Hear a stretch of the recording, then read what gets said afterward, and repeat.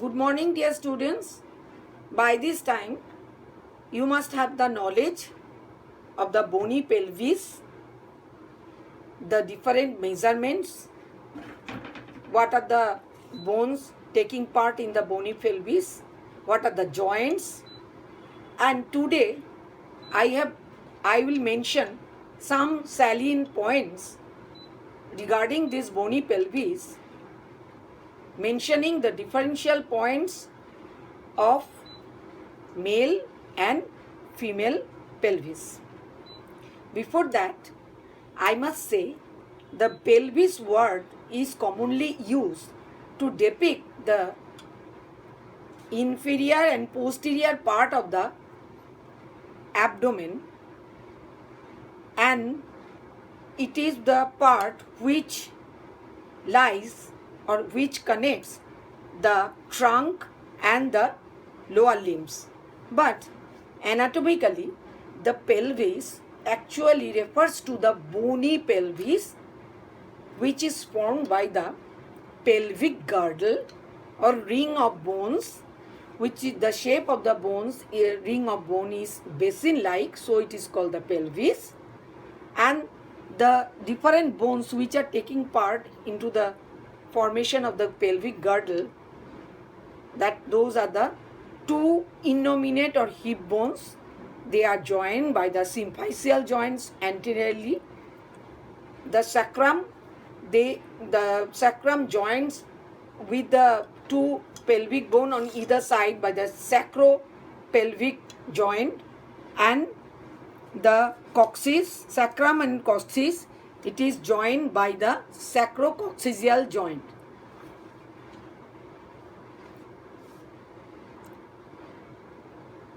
The function of the pelvis or pelvic girdle is to bear the weight during the standing and sitting position, and transmit the weight of the lower part of the vertebral column to the hip joint and to the lower limbs. It protects the abdominal viscera as well as the pelvic viscera and protect the gravid or pregnant uterus. The different viscera which are present in the lower part of the abdomen, that is the ileum, sigmoid colon, then lower part of the the urinary tract, ureter, then in the pelvic cavity lies the pelvic bladder, the urinary bladder, then in case of female it is uterus, and in case of male only the bladder and the lower part of the intestinal tract. Now, the bony pelvis, it is divided into two parts by one oblique plane, that is the inlet of pelvis or pelvic brim, that is formed by the sacral promontory, anterior border of the ala of the sacrum, then lower part of the medial border of the ileum, iliopubic eminence, pecten pubis, pubic crest, and symphysis. This is called the linea terminalis. So both the linea terminalis of both the side, they joins, they forms the, along with the sacral promontory and anterior border of the ala of the sacrum, they form the pelvic brim or inlet of the pelvic inlet or pelvic brim.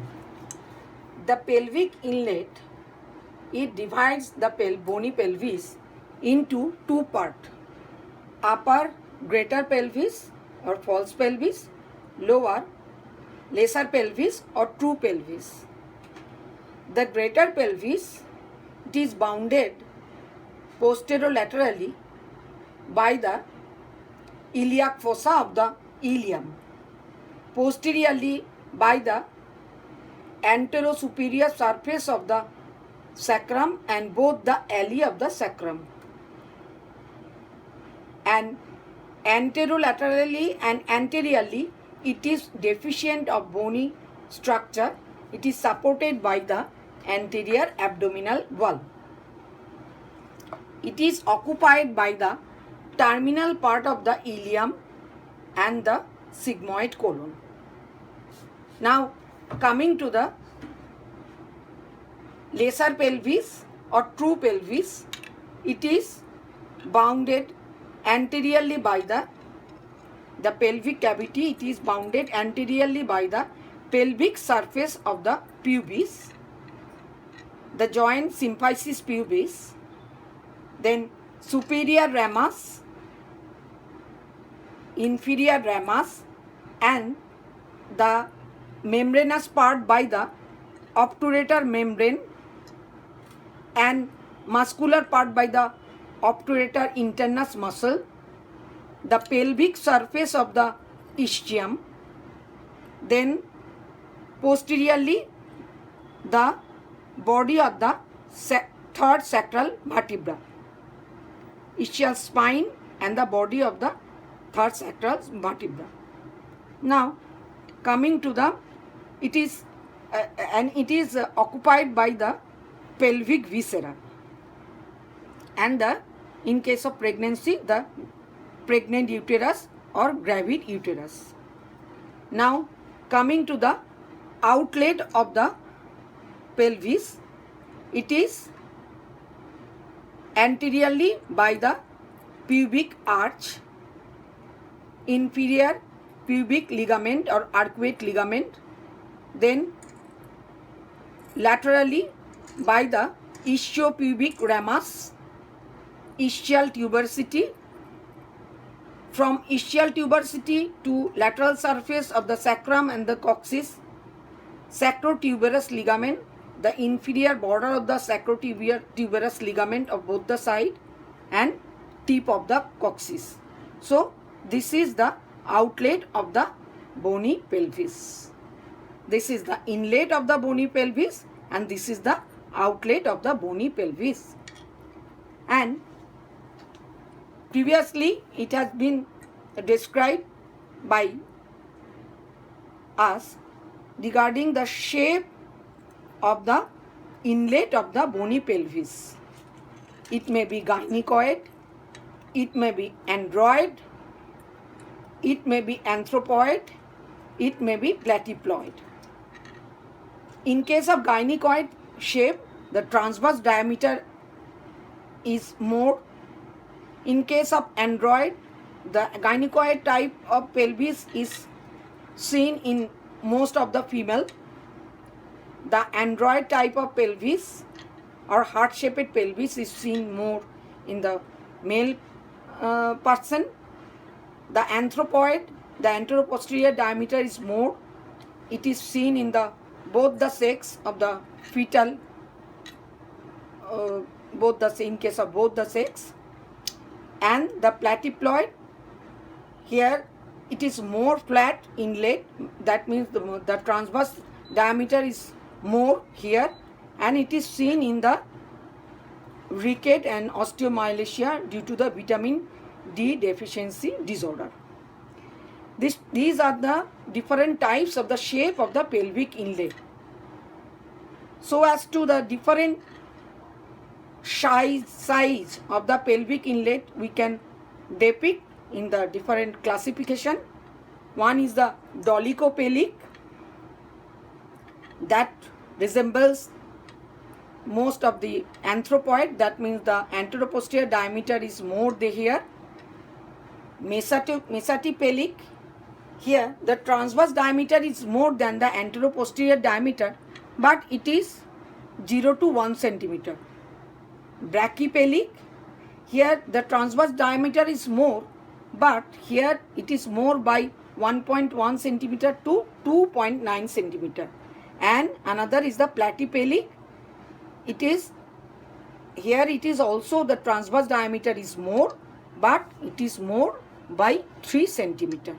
So dolichopelvic, mesotipelvic, brachypelvic and platypelvic. Now, some points which are very much helpful to differentiate between the male bony pelvis and female bony pelvis. Now, considering the general features, the male pelvis are very heavy, the muscular prominence are more, so the bony prominence, the different bony prominence are more in the male bony pelvis, whereas the female bony pelvis is thin and the bony prominence or bony impressions are not that much definable. Now, considering the greater pelvis, the iliac fossa is more concave in the female bony pelvis, and the anterior superior iliac spine here, in case of male bony pelvis, it is interned, but in case of female bony pelvis, anterior superior iliac spine more forward, and the iliac fossa of the two innominate bones or hip bones, they are shallow. So the whole greater pelvis, it is deep in case of male pelvis, but in case of female pelvis, it is shallower. Okay. Now, the other points, that is the preauricular sulcus. The preauricular sulcus, the auricular surface is present in the ilium, and in front of the auricular surface there is a sulcus which is more prominent in case of female pelvis, but in case of male pelvis it is less definable. So this is the preauricular sulcus. Preauricular sulcus, it is more prominent in case of female pelvis. Now, the third point is the acetabulum. The acetabulum, the diameter of the acetabulum is more in case of, or larger in case of male pelvis. In case of female pelvis, it is smaller. But in this specimen, the pubic tubercle are more prominent here. Okay. Now, coming to the ischiopubic ramus. Ischiopubic ramus, it is more everted in case of male pelvis, and due to the attachment of the crus of the penis, the eversion is more perceived in case of male pelvis, but in case of female pelvis, the ischiopubic rami are less everted. Now, coming to the ischial tuberosity, in case of male pelvis, bony pelvis, we can perceive the ischial tuberosity, they are interned here, but in case of female pelvis, the ischial tuberosity, they are everted, more everted here. Then coming to the ischial spine, the ischial spine is the two ischial spines, they are interned in case of male pelvis, but in case of female pelvis, they are outturned. Now, coming to the sciatic notch, greater sciatic notch. The greater sciatic notch, in case of male pelvis, it is inverted V-shaped, but in case of female pelvis, it is wider mouth. The mouth is wider. And all these bony configuration or bony variations, these are due to the adaptation of for the childbearing process. Okay. So, what are the main features? The greater pelvis, it is shallower in case of male, it is in case of female, and the preauricular sulcus more prominent in case of female, the ischiopubic rami everted in case of male. The ischial tuberosity, they are interned in case of male. The acetabulum, they are large and in case of male pelvis. The ischial spine, they are interned in case of male pelvis. And the greater sciatic notch, it is fish inverted V shaped or fish hook shaped in case of male, and it is wider in mouth in case of female pelvis.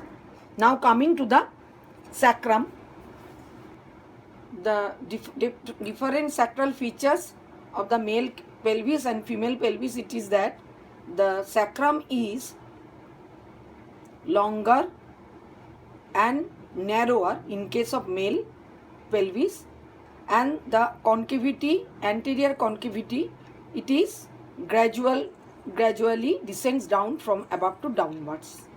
But in case of female, the sacrum is wider but shorter, and the concavity, upper part, it is more or less vertical, and below it is abruptly concave. Okay. The articular surface of the sacrum, it is more wider in case of male pelvis than the non-articular surface.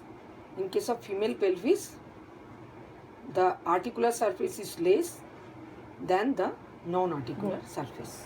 The pubic crest, it is the distance between the two pubic crests is lesser one in case of male pelvis, but in case of female pelvis, it is wider one. Then the obturator foramen, it is oval in shape in case of male pelvis, but triangular in case of female pelvis. Now, pubic arch, subpubic angle, it is below 70 degree, within 50 to 60 degree, and in case of male, and in case of female, it is more than 80 degree. Okay. And the pelvic outlet, if we consider the pelvic outlet in case of male pelvis, it is smaller than the pelvic outlet of the female bony pelvis. Why it is larger? For the delivery of the head of the baby. So all these variations in case of female and male pelvis, particularly in female pelvis, these are for the adaptation of the childbearing purpose. So these are the main differentiation of the male pelvis and the female pelvis, and these are all very much essential for the obstetrical and gynecological perspective. Thank you for the listening.